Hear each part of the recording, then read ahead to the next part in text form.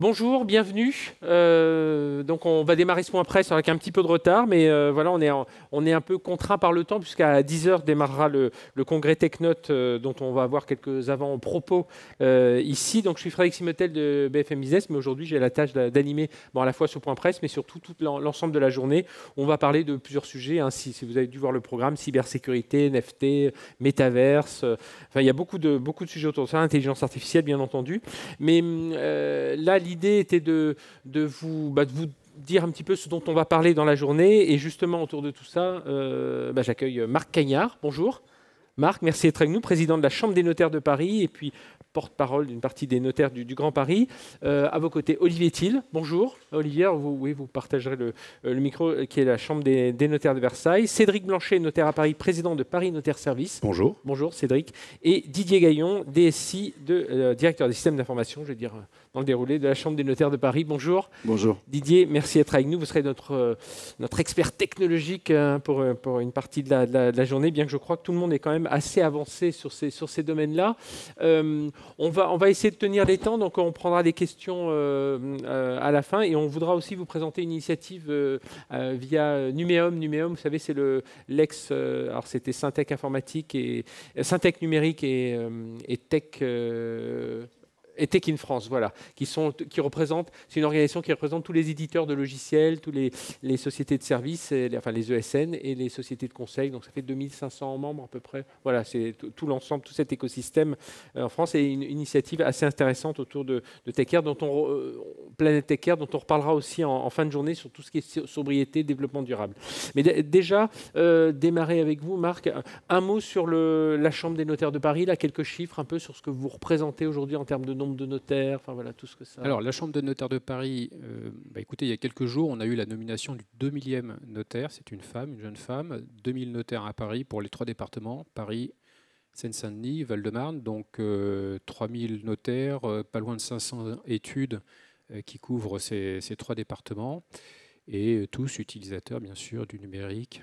Et de plus en plus, on fait nos rendez-vous en visio, on se déplace de moins en moins, enfin voilà, on utilise tous les outils dont on va parler aujourd'hui. Alors justement, comment vous jugez le niveau de maturité numérique des notaires? Alors bien entendu, dans les outils classiques de bureautique, de visio, mais si on monte d'un cran, on va parler justement aujourd'hui des NFT, de la blockchain,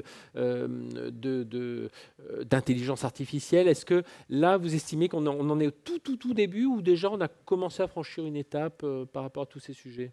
Je crois qu'on n'est pas à la première étape, hein. On a déjà bien avancé. La Chambre avait créé un fonds d'innovation il y a maintenant quasiment plus de 6 ans pour justement investir ces domaines. Il y a beaucoup de projets qui ont été développés, qui sont encore en cours de développement. Certains sont un peu plus complexes que ce qu'on avait pu imaginer.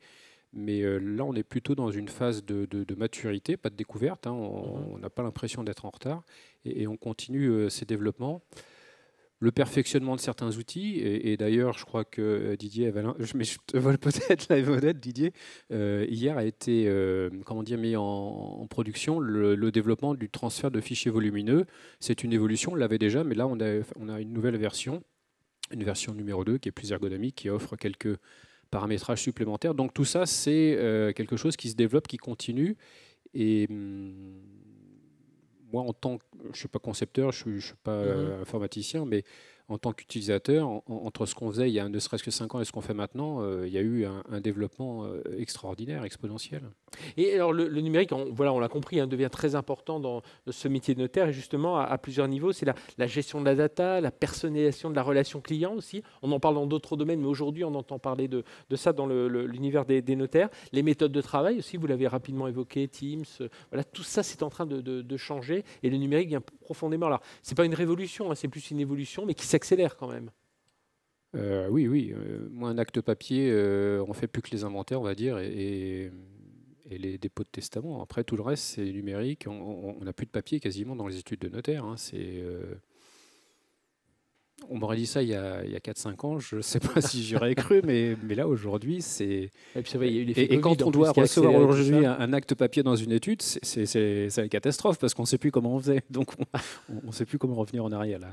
On est engagé à fond dans cette révolution. Olivier Thiel, notaire de Versailles. Est-ce que, justement, je parlais de révolution, évolution, vous sentez que même en introduisant de l'intelligence artificielle, de la blockchain, on est vraiment cette évolution, on va dire que la profession de notaire est prête déjà à accueillir, à intégrer, c'est enfin, en partie déjà fait, mais... Oui, alors la profession a intégré déjà depuis de nombreuses années. Moi, je suis toujours frappé. Alors, moi, je préside la Chambre des notaires de Versailles, qui est donc en grande couronne, hein, les deux départements des Yvelines et du Val d'Oise. Et on est toujours frappé, si vous voulez, déjà de la perception des clients par rapport à nos avancées technologiques. Les clients sont impressionnés, voilà, ont quand même de plus en plus conscience du fait que nous sommes plutôt en avance sur un plan juridique dans tous ces outils. Comme le disait Marc, on a pris depuis de nombreuses années les moyens d'avancer sur ces sujets technologiques. Le client est demandeur, les collaborateurs sont demandeurs. Alors ensuite, c'est un point d'équilibre à trouver dans la relation client notamment, hein, puisque le client est effectivement très demandeur. Aujourd'hui, la plupart ont des espaces clients prévus pour eux dans le cadre de la gestion des dossiers, l'accès à toutes les données et à l'avancée d'un dossier au quotidien, ce qui est très important. Après, l'équilibre que nous trouvons et que nous cherchons au quotidien, c'est l'équilibre entre l'optimisation de tous ces outils technologiques, l'intelligence artificielle et autres, et la relation client qui doit être privilégiée. C'est ça qui est en train de changer justement pour les clients. C'est une relation, justement, il y a toute une partie de recherche de documents. Enfin voilà, on imagine dans votre profession énormément de documentation, de recherche. Tout ça va être vous allez pouvoir faire accompagner d'intelligence artificielle justement, et c'est ça qui va vous permettre d'améliorer la relation client et justement parce qu'on sait que le contexte change aussi en termes de compétition, même entre les différentes études. Donc là, il faut un peu se démarquer. Alors ça permet d'améliorer la relation client, certes, ça permet surtout, à mon sens, de pouvoir se concentrer sur notre métier, qui est effectivement la relation client et qui est de faire du droit. Si vous voulez, l'intelligence artificielle, évidemment, est un outil au service de notre métier et elle va nous aider, si vous voulez, à se défaire de tâches matérielles qui sont, il faut le dire, parfois un peu rébarbatives, et de pouvoir se concentrer sur ce que nous savons faire et ce pourquoi le client nous reconnaît, qui est d'être un sachant en matière juridique, et de pouvoir passer plus de temps dans la relation client que nous n'avions avant, où on était un petit peu accaparé par l'ensemble des tâches administratives, hein, et techniques, qui le client en prend conscience, mais qui lui ne le concerne pas au premier chef. Lui, ce qu'il veut, c'est la relation avec son notaire, tout en ayant accès à l'ensemble des données dont on peut que l'on peut partager avec lui au travers de tous ces espaces. Ça veut dire une nouvelle façon de travailler, Marc Cagnard. Oui, pour rebondir sur ce que vient de dire Olivier, on peut prendre un exemple qui, à mon sens, illustre bien le sujet. C'est le projet Victoria, mais peut-être que Cédric en dira tout à l'heure un mot.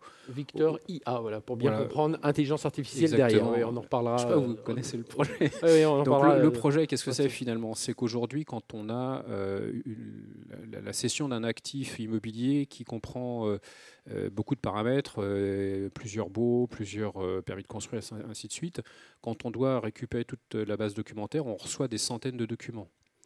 Et on a aujourd'hui des notaires ou des gens qui sont ultra diplômés qui passent leur temps finalement à classer, à organiser cette base de données.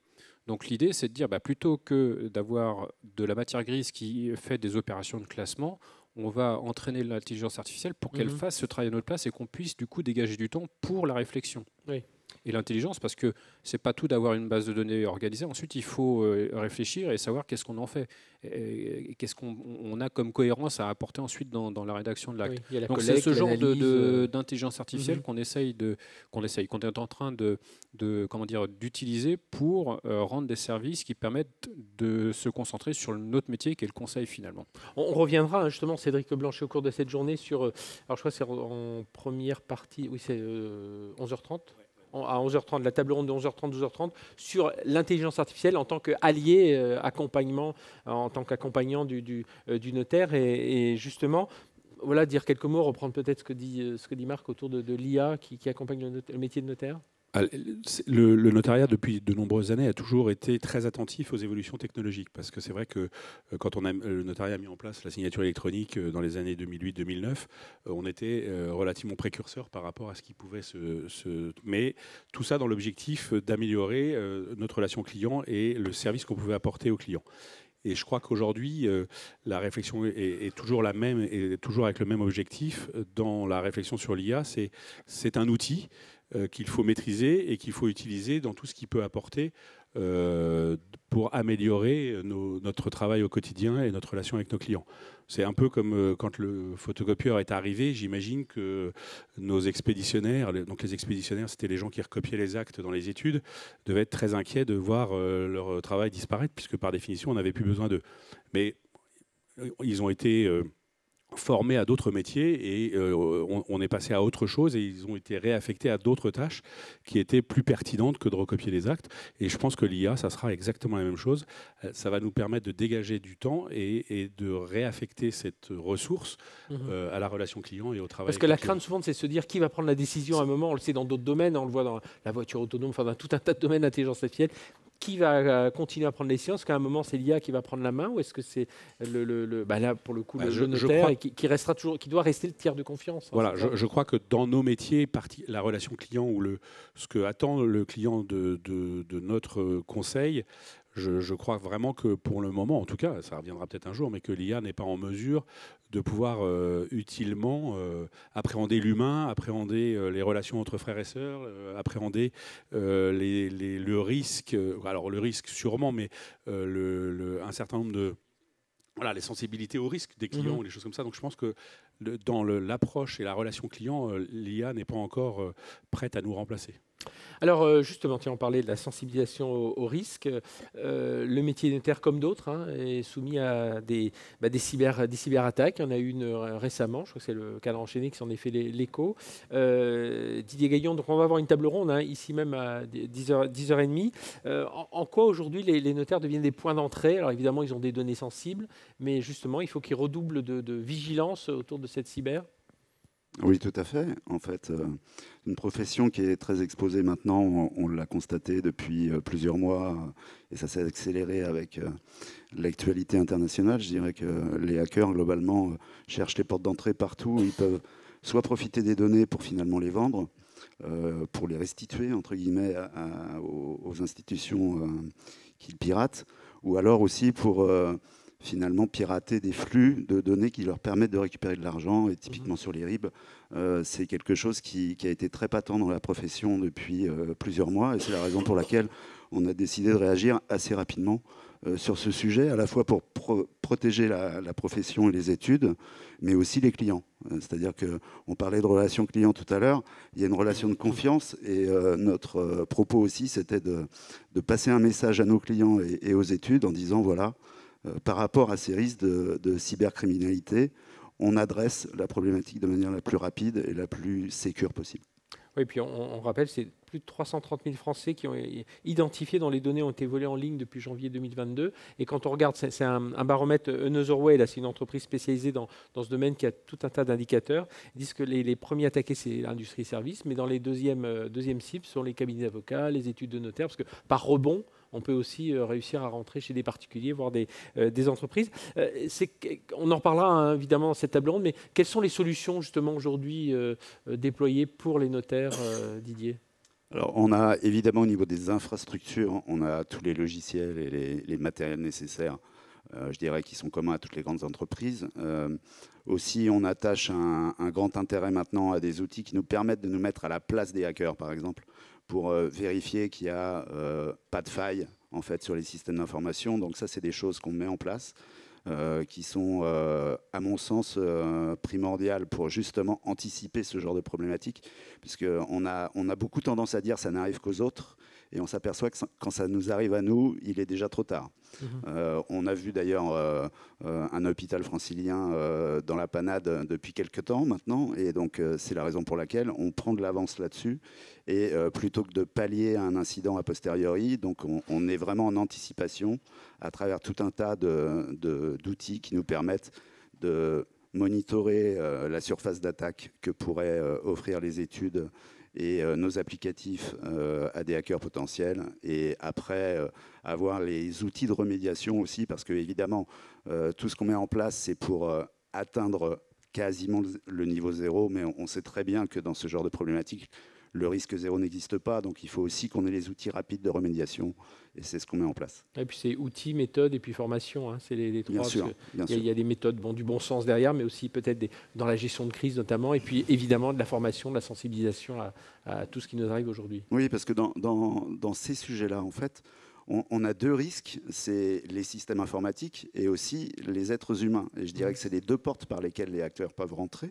Et donc, autant on peut mettre en place un certain nombre d'outils techniques pour faire en sorte de se protéger, il faut aussi éduquer et continuer à éduquer les gens de manière régulière pour faire en sorte qu'ils soient tout au fait des astuces que pourraient utiliser les hackers et qu'on les forme au jour le jour et qu'on entretienne cette formation pour sensibiliser finalement tous les utilisateurs.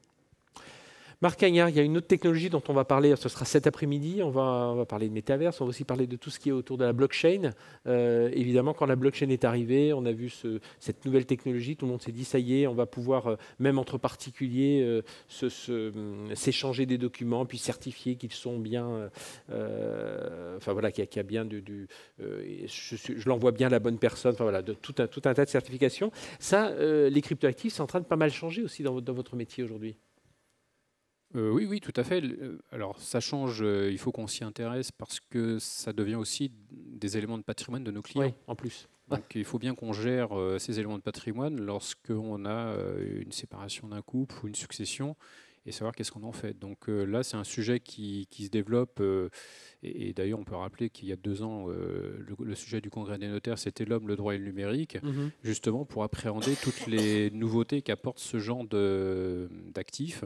Alors je sais qu'il y a aussi une aura un peu sulfureuse autour des cryptoactifs, mais il n'y a pas que ça, il y a aussi des vraies valeurs et des choses qu'il nous faut traiter correctement dans le cadre des transmissions de patrimoine. Oui, on parle de l'organisation des patrimoines. Notamment de projets qui existent aujourd'hui autour de ce qu'on appelle la tokenisation de l'immobilier, voilà, où on compartimente un immeuble physique et puis voilà, avec une valorisation en termes de NFT. Didier, sur ces sujets-là, pensez que le notariat est prêt de votre œil d'expert technologique? Je pense que le notariat s'intéresse très profondément à ces sujets. Techniquement, il est sur main sujet prêt ou déjà en train de travailler sur des thématiques comme la blockchain. On a déjà communiqué sur la blockchain et effectivement, très rapidement, on va avoir un nouvel outil qui va utiliser une blockchain.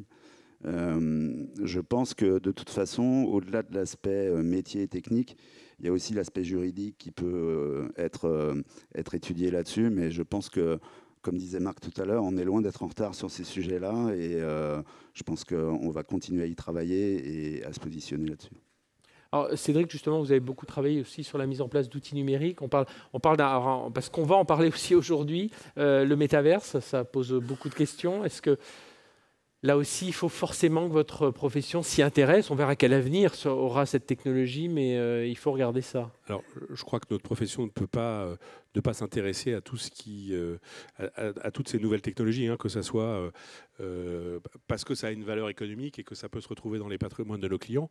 Mais il y a l'aspect technique où là, effectivement, il faut que le notariat ait la connaissance technique de ces outils-là, mais il y a aussi après l'intégration juridique dans nos offices et dans notre connaissance pour pouvoir bien conseiller nos clients. Le métaverse, bien entendu, aujourd'hui, on regarde surtout, on est toujours attentif quand on parle de transactions entre guillemets immobilières sur des espaces qui pourraient être vendus, loués.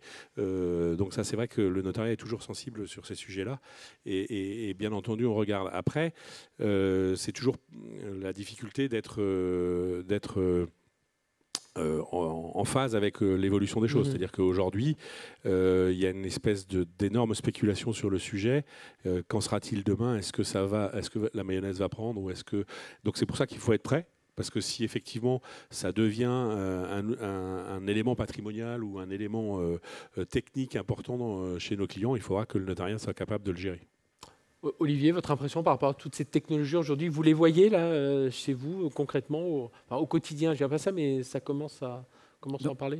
On les voit, on en parle, on commence à les voir arriver. C'est important aussi, nous, dans la profession, que les confrères soient sensibilisés. Et c'est vrai que les forums comme les forums TechNote sont importants pour ça, pour pour diffuser un certain nombre d'informations, pour faire un point, pour être un lieu d'échange. Il y a forcément beaucoup de questions chez nos confrères, on a besoin souvent d'être rassurés, de savoir dans quelle direction on va. Et c'est vrai que l'appétence pour tous ces sujets est réelle, alors dans le public, mais dans la profession et chez nos confrères.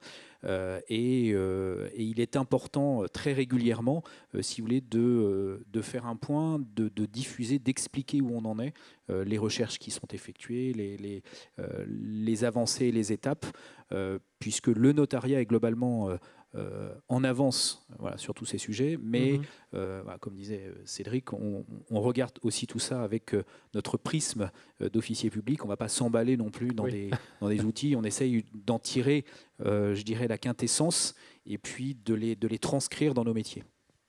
Ce qu'on peut peut-être ajouter sur ce sujet-là, c'est que je pense que nos clients ont des réelles problématiques, que ce soit sur les bitcoins, que ce soit sur leur compte Facebook après leur décès, que ce soit tous ces sujets-là sont des sujets qui deviennent des sujets de discussion avec nos clients au quotidien parce que le maintien de la vie numérique ou l'arrêt de la vie numérique après la mort est quand même un sujet qui préoccupe nos clients. Oui, et puis même des entreprises, hein, quand elles commencent à être présentes sur le métavers, c'est une valeur, comment on la distingue, si la société doit se faire acheter, etc. Marc, qu'est-ce que vous attendez de l'événement là aujourd'hui? Donc on va être ensemble jusqu'à 18h, on va parler de tous ces sujets, on terminera par un keynote aussi, enfin interview de Véronique de Numéum, son nom m'échappe, Véronique Turner, voilà. Je ne connais qu'elle, mais voilà, son nom m'échappait, sur la sobriété énergétique et le développement durable. Qu'est-ce que vous attendez? Quels sont les grands messages que vous aimeriez que l'on retienne un peu de cette journée qui va démarrer dans quelques instants? TechNote, c'est un petit peu un laboratoire. On voit comment se développent les outils et les process, mais c'est aussi un radar, c'est-à-dire c'est là aussi pour nous permettre de détecter des sujets qu'on n'avait peut-être pas encore vu arriver. Il y a 2 ans, on n'aurait pas lu du métaverse. Voilà. Il y a peut-être d'autres choses qui vont apparaître et qui vont se révéler et qu'il va falloir envisager et traiter. Donc c'est à la fois un forum où on échange sur des pratiques qui commencent, qui se développent, comment on les améliore, comment on les maîtrise, et puis aussi le moyen de détecter des enjeux qu'on n'a peut-être pas encore devinés. Donc c'est pour ça que c'est assez intéressant. Moi j'y viens avec beaucoup de curiosité en tout cas. Avant de vous présenter l'initiative Planète Tech Care, puis de tenir les horaires pour démarrer à 10h, s'il y a des questions, n'hésitez pas, c'est le moment. On va vous donner un micro, pour bien vous entendre, pardon. Bonjour, Catherine Larrey, Semaine Juridique. Je voulais rebondir sur les propos de Marc Cagnard à propos du patrimoine et des questions de patrimoine. Au-delà du côté un peu sulfureux, vous avez dit, enfin pas sulfureux, mais c'était un peu le propos que vous teniez. Et en fait, en quoi très concrètement les actes ont-ils évolué récemment et quels nouveaux actes êtes-vous amenés à passer désormais en rapport avec ces nouvelles technologies ?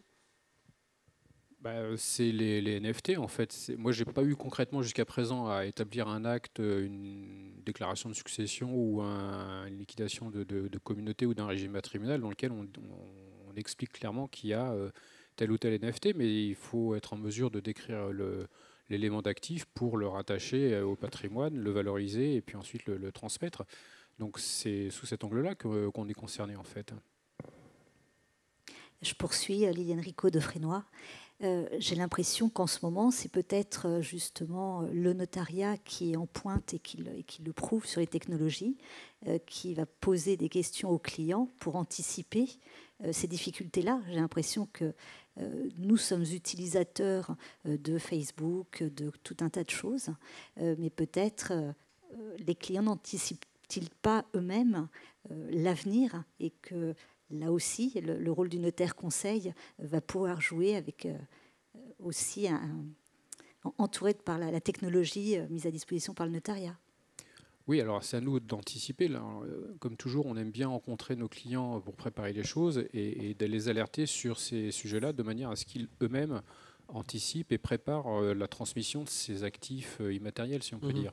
Et d'ailleurs, ce qui est assez symptomatique, c'est qu'on voit pas mal de produits dans le commerce qui commencent à se développer, où on propose aux clients de pouvoir avoir une plateforme sur laquelle on rentre tous les actifs immatériels, les codes d'accès, et ainsi de suite, de pouvoir ainsi conserver la trace de ces choses-là, parce que par définition, c'est immatériel, donc on les voit pas nécessairement, et donc de plus en plus de sociétés, de start-up, proposent ce genre de plateformes, de services qui sont là pour recenser, organiser les actifs immatériels et pouvoir les identifier le moment venu par le notaire ou les services du Trésor, par exemple, aussi, parce qu'il y a des valeurs qui sont taxées. Et justement, on les a cités par rapport à ces Facebook, enfin, toutes ces plateformes-là. Aujourd'hui, vous arrivez, pour les cas que vous avez pu avoir, vous arrivez à communiquer avec eux pour je sais pas, des fermetures de comptes, des récupérations de données? Le notaire directement, non, mais ce sont les héritiers qui, une fois munis de l'acte de notoriété et autres, peuvent donner des instructions. Et c'est là où vous pourrez apporter un conseil, peut-être, dans ce domaine. Mais clairement, c'est une vraie galère. Oui. Aujourd'hui, si vous n'avez pas les identifiants et les codes, c'est extrêmement compliqué de fermer un compte Facebook, par exemple, parce que la demande est noyée dans un espace sans interlocuteur. Donc c'est vrai que c'est là où on a un rôle, c'est d'expliquer à nos clients qu'il y a un moment, il faut peut-être réfléchir à mettre quelque part son identifiant et ses codes pour que l'héritier puisse, ou pas d'ailleurs, ça sera clôturer le compte. Et surtout, ce qui change beaucoup et ce qui va changer dans les années qui viennent, c'est que c'était des choses qui n'avaient pas de valeur économique. Aujourd'hui, indépendamment des bitcoins ou des choses comme ça, même le trafic que peut générer un compte ou que peut avoir une valeur économique. Oui. Donc c'est vrai que la question pour les influenceurs ou influenceuses de la transmission de leur historique va se poser inévitablement dans les années qui viennent. Prendre cet exemple-là. C'est vrai qu'il faut bien se rendre compte que, par exemple, les bitcoins, c'est très compliqué pour un client de donner ses codes d'accès à son compte, parce que c'est un bon porteur, c'est-à-dire que la personne à qui vous le donnez, il peut les utiliser, il peut les dépenser.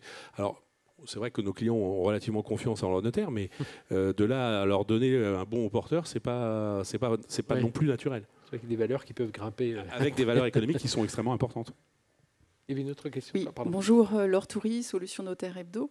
Est-ce que vous avez conçu cette journée sous un angle particulier cette année et quels sont les objectifs que vous fixez? Merci. On peut peut-être donner un angle important. Ce qui est le premier, c'est un peu on essaie toujours d'être dans l'actualité. C'est vrai que l'actualité qu'on a imaginé cette année, c'était plutôt la cybersécurité, puisque c'est vrai que c'est quelque chose qui devient, alors c'est pas nouveau, hein, mais qui est extrêmement important.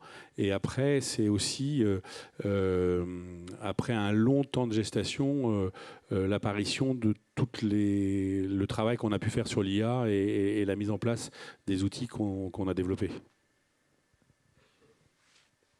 Ça a répondu. Marc-Olivier, peut-être rajouter. Moi, j'avais encore une question. C'était à propos des outils que vous avez déjà mis en place. Vous avez évoqué la plateforme pour les échanges de documents, mais aussi le lancement du coffre-fort numérique il y a quelques années. Où est-ce que ça en est, ces outils que vous avez lancés, et qu'est-ce que vous prévoyez de lancer dans les années à venir? Peut-être une question pour Cédric Blanchet. Alors, à la date de ce jour, l'objectif est de finaliser tous les projets qu'on a en cours. C'est-à-dire qu'on a plein de projets, que ce soit Victoria, que ce soit les AVM, que ce soit le registre dont on parle depuis un certain nombre d'années. Et donc c'est vrai qu'ils sont en phase d'être là pour le coup terminés dans les mois qui viennent. Donc ça, l'objectif premier, c'est que ces outils soient déployés et utilisés.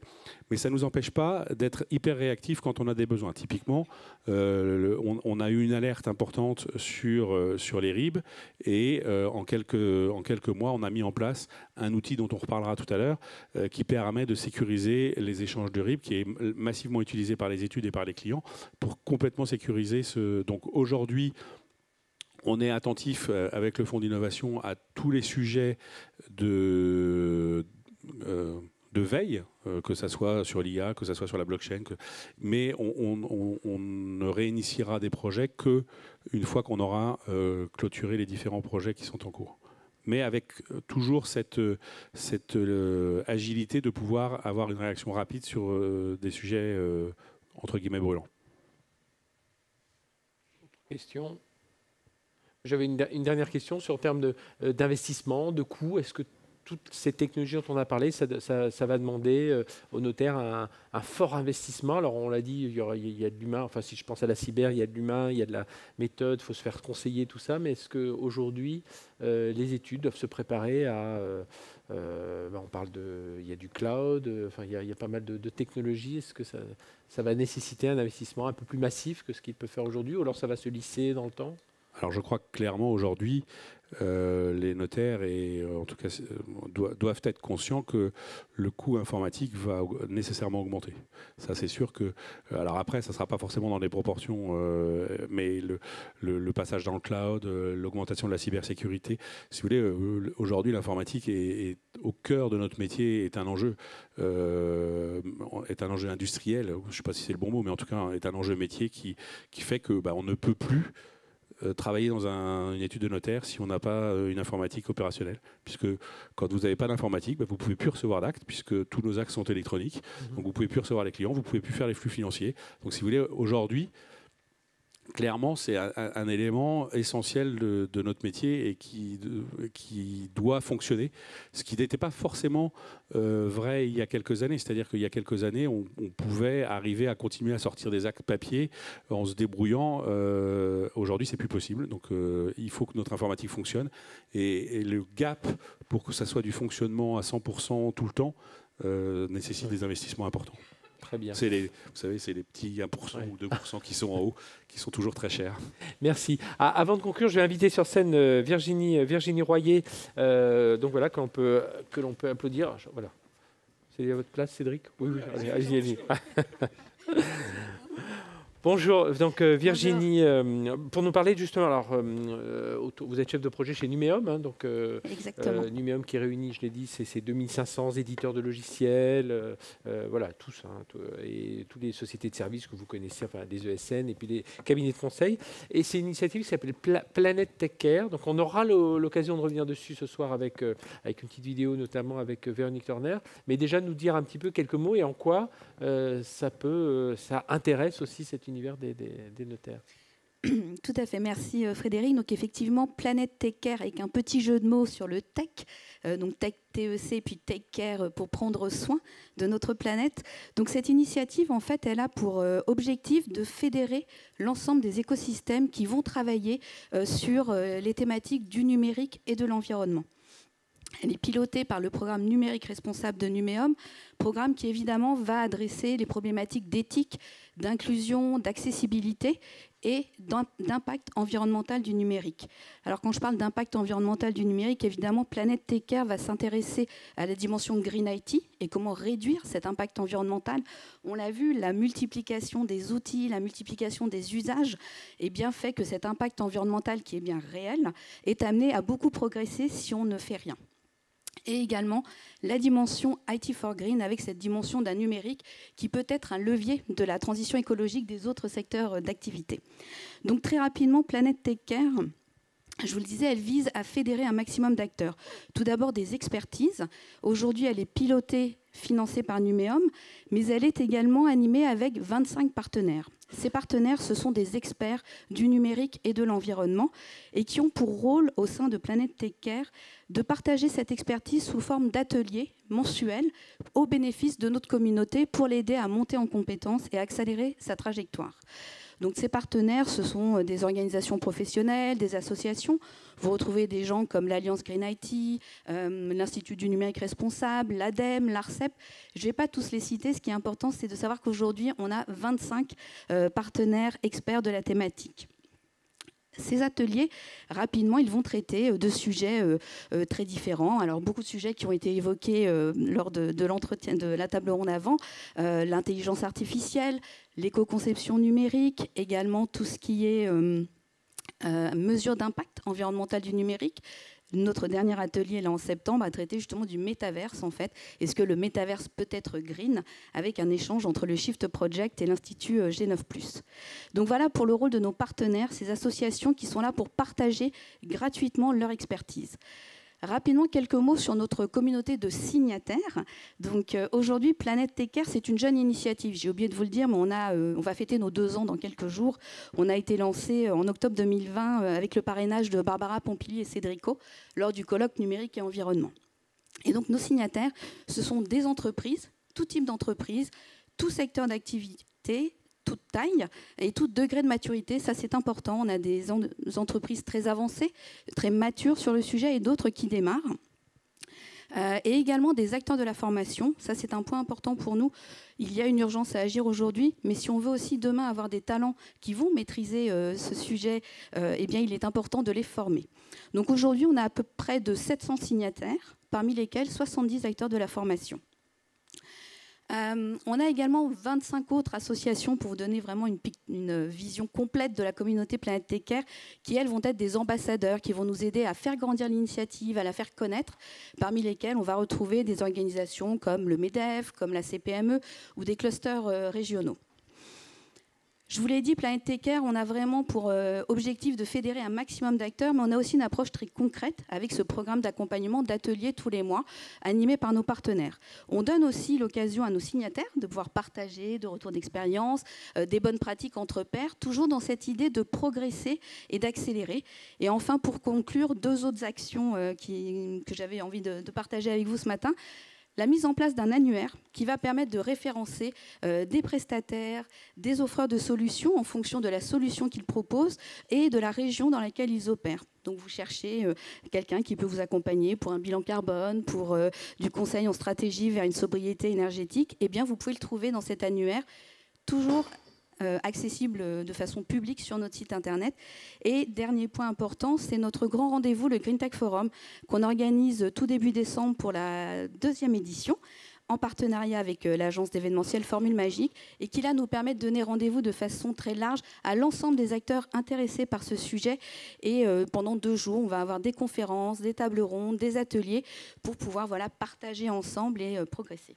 Merci Virginie. Donc on a compris les piliers inclusion sociétale, environnement. Didier, en quoi ça rejoint évidemment parce que vous développez déjà des outils pro RSE, voilà, c'est pour la Chambre des notaires. Ah oui, alors c'est une préoccupation qui est au quotidien pour nous. Alors, d'un point de vue purement informatique, on a travaillé 2 axes et on continue de réfléchir à d'autres axes. Mais en fait, déjà, ce qu'on entend rarement, en fait, c'est la manière dont nos équipes, dans les processus de développement des applications, peuvent avoir en fait des solutions et des manières de développer qui sont moins chronophages, mais moins énergivores aussi. En fait, quand on creuse, c'est le choix des technologies qu'on peut utiliser aussi qui peut avoir un impact positif ou ne pas dégrader une note, on va dire, éco-responsable, entre guillemets.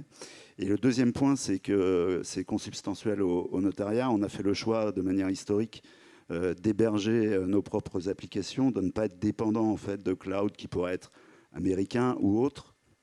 Et donc, dans le choix de nos partenaires là-dessus, on a un vrai point d'intérêt à ce qu'ils aient une vraie démarche et pas uniquement un discours. Alors, c'est déjà bien d'avoir un discours, mais je dirais qu'après, il faut quand même le concrétiser si on veut avoir un vrai impact sur l'environnement.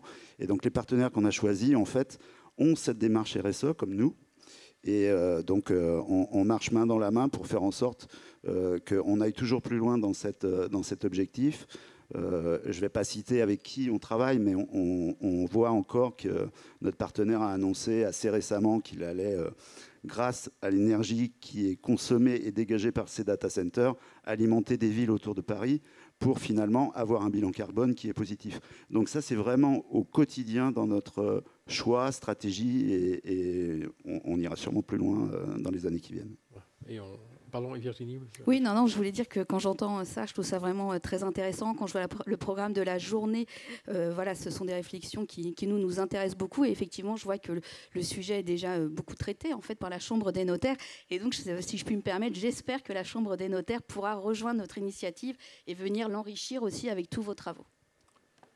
Merci. Voilà, maintenant se conclut ce point presse et on va démarrer donc le congrès d'ici quelques minutes. Merci à tous les quatre, Virginie, Marc, Olivier et Didier. Alors on retrouvera certains d'entre vous tout au long de cette journée. On va démarrer d'ailleurs dans un instant avec Marc et on enchaînera ce matin. On parle de cybersécurité, intelligence artificielle et on enchaîne cet après-midi à partir de 14h30. On va parler NFT, métaverse, tokenisation de l'immobilier et puis on terminera par cet entretien avec Véronique Turner sur justement tout ce qui est autour du RSE. Et puis bien entendu, le but ce sera aussi de faire participer tous les notaires qui seront là, qui posent leurs questions. Donc merci à vous pour cette matinée. Et puis Marc, rendez-vous dans un instant.